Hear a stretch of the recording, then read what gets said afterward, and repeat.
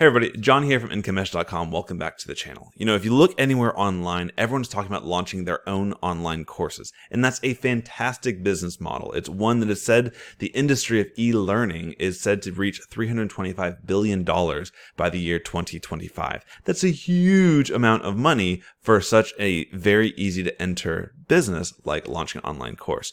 And in this video, I'm going to share with you a different spin on launching online courses. And instead of thinking of it of the way that is standard and how everyone's teaching it today, I want to open you up to a new idea, a new way of launching online courses, but not having to do all the work yourself. Okay? And more specifically, by the end of this video, you're going to understand what's right for you.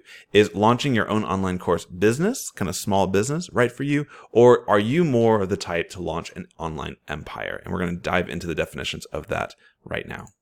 So what are we talking about here? What are we saying? Business, empire, just sounds like it's fun little semantics. But in reality, here's the definition that I want you guys to walk away with. So to me, an online course business is what is being kind of proliferated today. It's what everyone's talking about. It's what everybody recommends you do. And for good reason. We'll talk about that in this lesson. But primarily, an online course business is where you are creating and selling your own information products based on your own individual personal areas of expertise. It's things that you've known, it's your own personal superpower that you've had growing up or have developed, and you're helping teach the world. For me, I am learning a lot of WordPress tools. I'm learning about conversion optimization and doing video editing. And so that's what I talk about a lot here on this channel. Another aspect of the kind of the classic model here is you are the course creator. You're the guy. You're the solopreneur. You're the face, the name, everything. And you might have a minimal team that helps you, that works with you, and they'll be doing things like editing your video content if that's not what gives you joy, or doing student support and outreach and some of that stuff, or content marketing or other ways of helping bring students into your own course business. But you are kind of the pinnacle. You are the linchpin. You're in the center of everything in that business model. Now, let's contrast that with the online course empire. And this is, again, semantics, maybe not, but there's some very real differences between these two models. So a good example of this is a lynda.com, which was actually purchased by LinkedIn, or udemy.com. And I've had courses on both of these platforms in the past. I know how they work. I know the benefits, I know the cons, and we'll talk about those in this video. So essentially, this is where instead of just creating a course, you're creating a platform that can house other courses. From other instructors, they can come from far and wide to teach their own individual expertise, and you can use your platform to distribute them, to sell them, and generate revenue.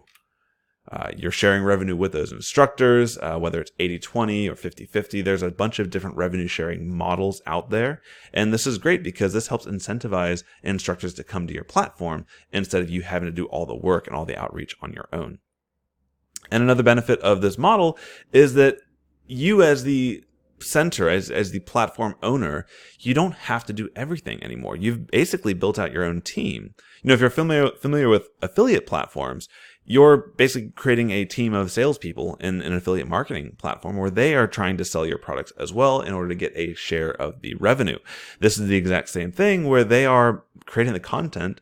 And honestly, they can help sell and distribute and do the marketing for their content. And they're also doing the support of the products and the support of the students once the product is launched. So they have a ton of skin in the game, which can help take some of the load off of you. Other ways they can support and be part of the business is your instructors can then create your own quizzes and even grade your own quizzes and assignments. They can, if there's questions asked about the course, there's an instructor there that created the content, and it doesn't always have to be you. And they can also send announcements and other things to keep their students aware of what's going on and the new stuff in the business. All right, so let's talk about option one. And this is kind of the one that's more common, starting your own small online course business. There are some benefits of this. Like there's definitely some huge benefits of doing this model. It's simpler to grasp. If you have an idea, if you have an offer, if you have a course you can teach, the path to get there is relatively straightforward. You launch your platform, you create your content, you start marketing it. So that's simpler than it is in the idea of enlisting other teachers in the courses and all that stuff. There's less management, and that's kind of an oxymoron because it's less, or catch-22, I guess is the proper phrase. There's less management in that you're not dealing with a huge team of other instructors. You're just dealing with yourself, your courses, and your students. Now that sounds like less management, but we will see it can turn into a big problem down the road. Another benefit is it allows you to follow your passions. If you like to just teach Facebook advertising, you go nuts and you teach the best course on Facebook advertising. And that allows you to kind of enjoy what you're doing in that side. But there's some downsides, right?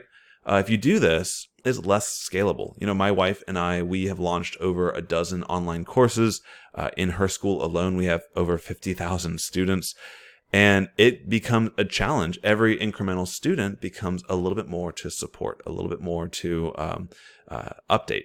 Every course becomes another update cycle and more content needs to be added to it. So it gets harder to scale if you keep the team small. And like I said, there's more stress as your student base and your user base begins to grow. And here's a downside here is that if you get into this scaling problem, you introduce a new problem here where you're creating content to hopefully provide more marketing and more products to sell. You're getting more student support needed here. So there's less time for you to actually develop your own skills to launch new products and continue to keep your school as the place that your students want to be at. So that can create kind of a problem where you get to a point where you just can't grow anymore in this business model. Now, you can always hire more staff and have other people come in and create courses, and you just pay them to do that, and it's all your content. And that's a way to get around this scaling problem. But in this playlist here, I think there's going to be an argument for this second model here. So the benefits of building your own online course empire where you run the show and other people are creating the content for you, there's a number of benefits. You're not taken out of the teaching game altogether. You can teach your strengths. If you are the absolute best at Instagram video or whatever, you can teach that all day long, and obviously you're going to keep 100% of those profits. But if there's something that your students are asking for, maybe it's the marketing of those videos within your course, if you're not an expert on that aspect, you don't need to stretch yourself too thin to try to teach a concept you're not able to really teach well. You can instead enlist help and other teachers to do that content for you.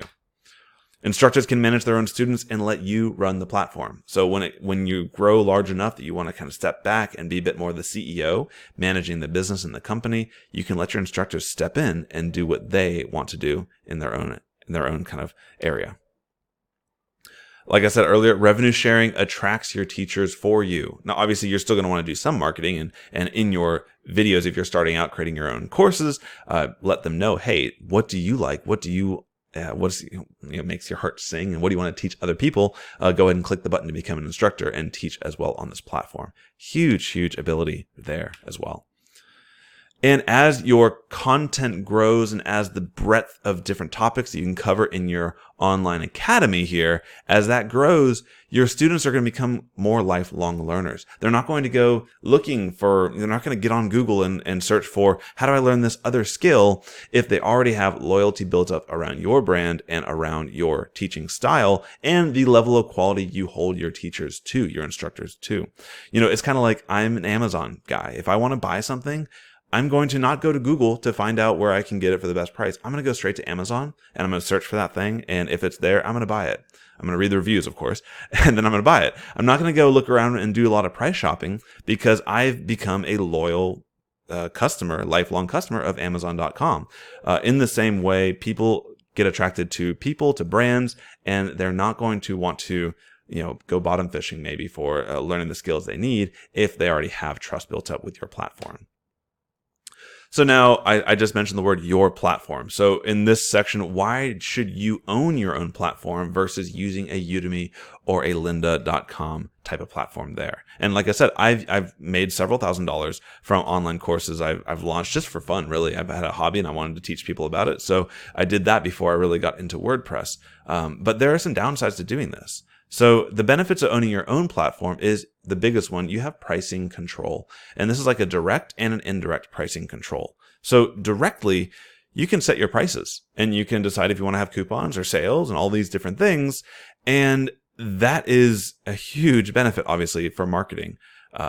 With Udemy and Lynda, sometimes you put your courses out there and they can start running sales on your courses for you. They can do the marketing for you, which is a benefit if you don't want to kind of really build a business out of this, but it can also severely cut into your profits because you could probably be selling your course for 5x, 10x of what Udemy is selling it for, and they're doing what they want to do. They also get a significant revenue share cut from those different marketing efforts.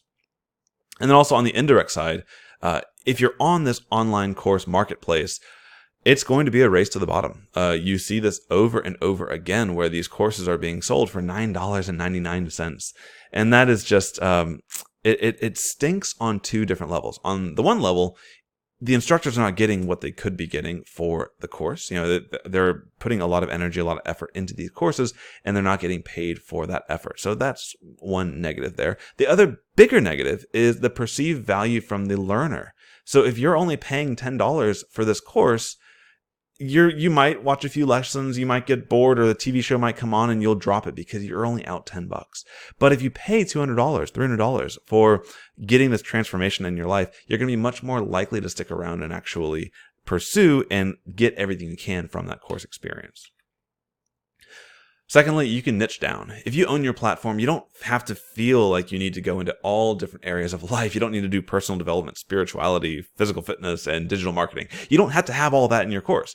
And so by owning your own platform, you can specialize in what you want to do. And in doing so, in creating that specialization, you can increase your prices because they know that's where they go to get kind of like the boutique shop effect. You can't go to Walmart and expect, and when you go to Walmart, you want to pay bottom barrel because it's kind of everything in the world is there. When you go to a boutique shop that's just about fly fishing, you're going to expect to pay a little bit more for those items because you know that's the best you can possibly get when it comes to fly fishing. And then lastly, you own the list. If you're on Udemy or Lynda or any of those types of online marketplaces, you might have some level of access to your students, but I know for a fact with Udemy, you don't get the email addresses of all the students that enroll in your courses.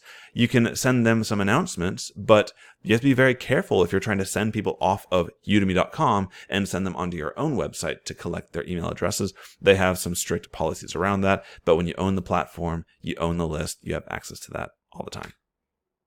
So last question is, how do you build this? If you are thinking that, hey, this is kind of cool. I like to run a team. I like to be able to scale, and I want to have this long-term vision around this business model. How would you get started? And that's what we're going to cover throughout the rest of this video series. And I'll be walking you through setting up Tutor LMS.